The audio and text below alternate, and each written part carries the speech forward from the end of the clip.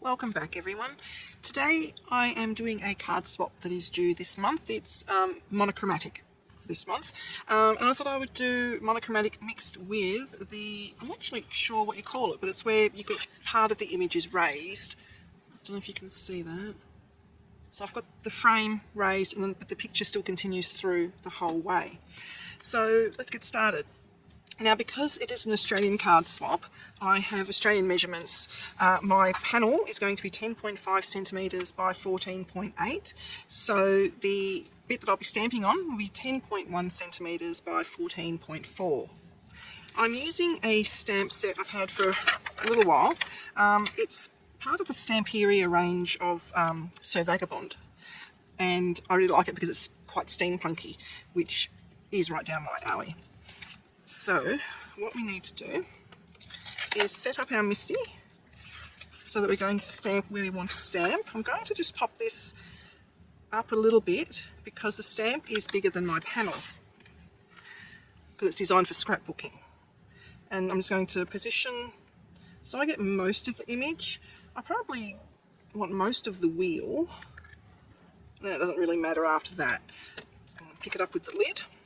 And I'm using VersaFine Clair in Pinecone because it's a really nice rustic brown, which suits the colour cardstock that I'm using.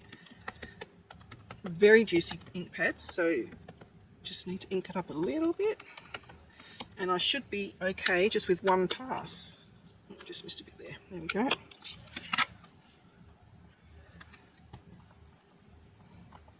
I'm just taking a little while because it's quite a detailed image. I just want the ink to settle into the paper.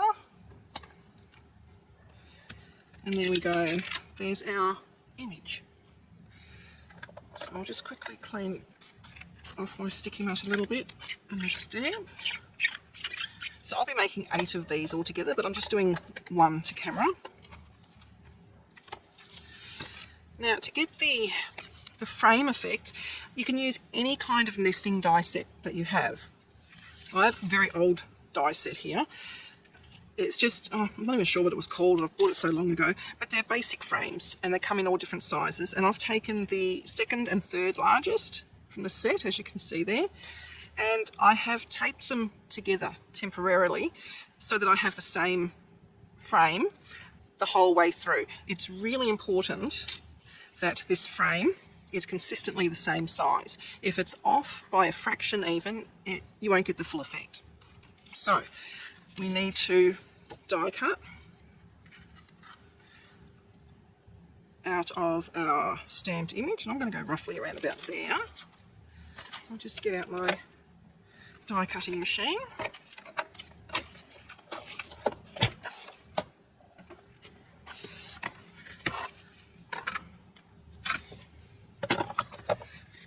Down, make sure I've still got it roughly where I want it to go, trying to make it as straight and even up and down as I can.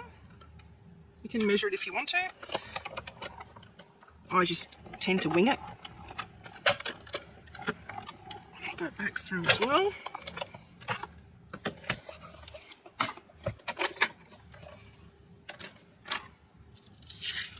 Okay, so what we have now, I'm going to carefully take that off and leave it like that.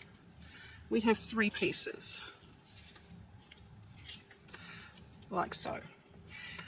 Now what I'm going to do first, I will stick down the base piece onto my card panel, but keeping with the steampunk theme, I'm going to vintage it. That's probably not a proper word. I'm just using some distress ink in walnut colour. This is my favourite colour to do all this antiquing with.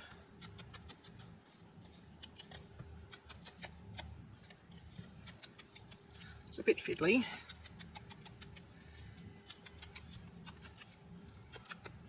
There we go, like so. Now I can attach that. I'm just going to use liquid adhesive.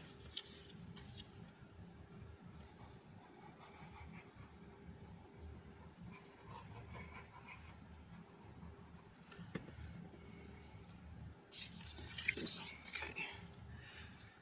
Pop that on. I'm trying to centre it as best as I can.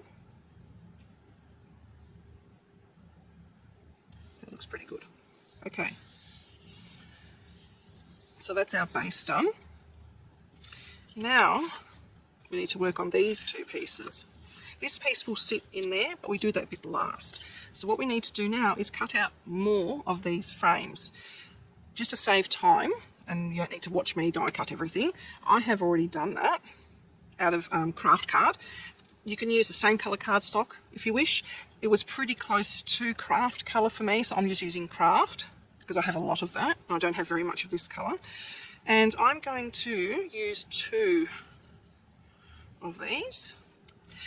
The one thing you need to be aware of is when you stick them all down, make sure that they're all orientated, I can't say that word, the same way. By fluke I have just done that one, but if I twist it upside down, you'll notice that I didn't get my framing directly in the centre. Oh gosh, now I can't keep it together. Right, see how it's just a little bit there? So always test before you glue down. So that went that way. So I'm going to start at the bottom and work my way up. So I'm putting glue. I'm going to use a mat because I always get glue everywhere. This is a Teflon sheet. You can get them in cooking shops even. Any Teflon will do. It resists glue and heat. Okay, now I'm sticking another one of the craft on top of that, and I'm going to position, making sure that it lines up perfectly, which it does. Double check I have that the right way after I've been turning it.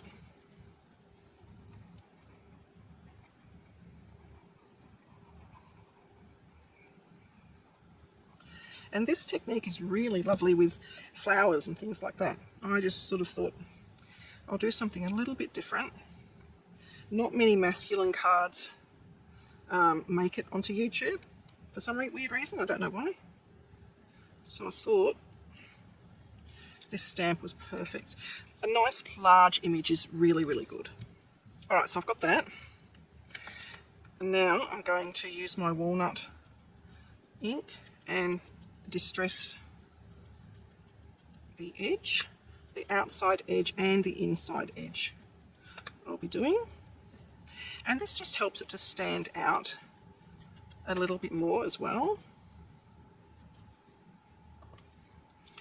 And the inside.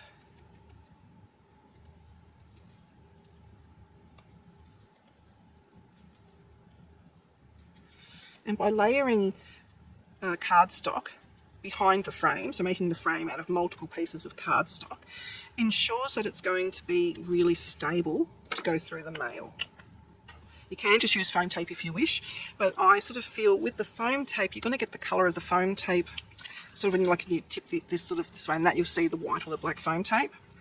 So that is 3 layers, and I've got upside down.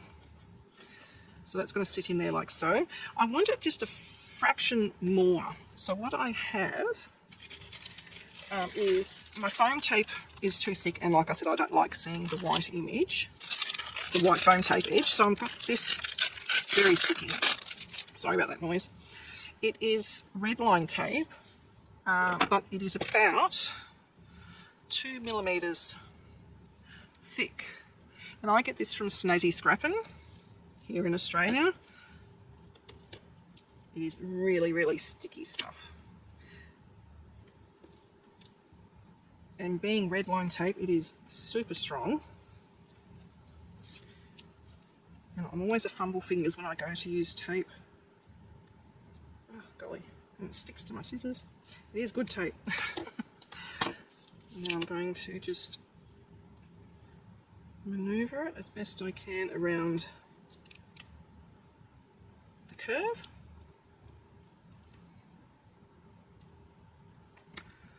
I'm going to cut it there. And this side. And you don't have to use tape, you can continue to use more cardstock. I just found, if I was just doing 1 or 2 cards, I would continue just to use the cardstock, but cranking the die cut machine, my spellbinders, it hurts my wrists after a while. So I have to be mindful and do what's best for me. So I just do a little bit of both, a little bit of the cardstock backing and a little bit of the foam tape. And because I'm using the foam tape on the bottom layer, I am hoping that we won't see it. Hi, Ryan. Yeah. So it goes that way, and that gives me that little bit of extra lift, and I don't think I'm going to see the tape, which is awesome. So now the fiddly bit of trying to get the backing off the tape without sticking myself to the card.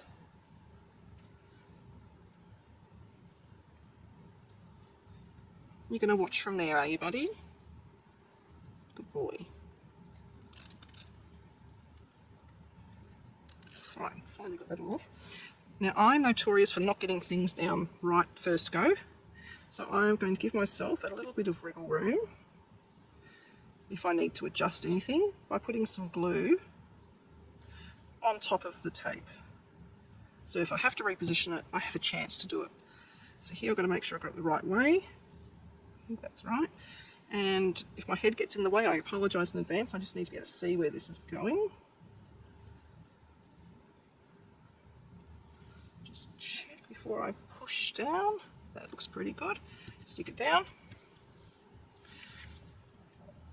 And I don't know if you can see that, but you can't see the tape at all, which is brilliant. Now my centerpiece is going to go in there, so I'm going to put glue on it, because this I will need to wriggle in because it fits exactly. Oops, okay, tip it that way, and I'm sort of going to slide it in there a bit.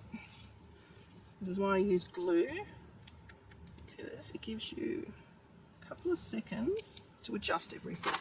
Now to make sure it's sitting down, just going to run a bone folder. You can use the back of a pencil, whatever you have. Okay.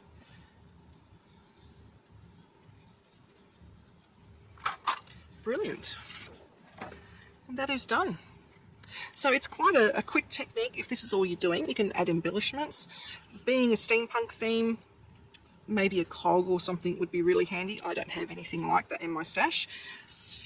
But I think this is a brilliant masculine card. You can use it for any occasion, birthday, Father's Day, get well. I think it's just brilliant. I love it. Alright guys, thank you. If I get a chance, I'll pop some more examples up on the end of the video for you to have a look at, and I'll catch you all next time. See you later. So this is the other card that I made using the Reverse Eclipse technique. I used the the-crafty-w nostalgic florals, and I also have the matching stencil with that. So it made the colouring super easy. And that's the Ryan, that is the dimension there in the frame. And for that frame I used the waffle flower nesting landscape arches. Really lovely set. It gives a really nice effect. And that is the steampunk one that I did to camera.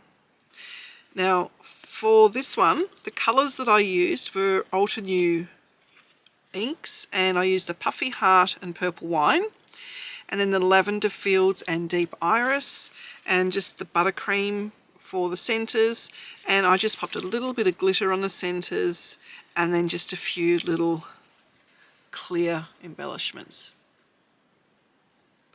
So I think you can expect a few more of these from me. I love doing this technique. It is really easy and it looks absolutely stunning.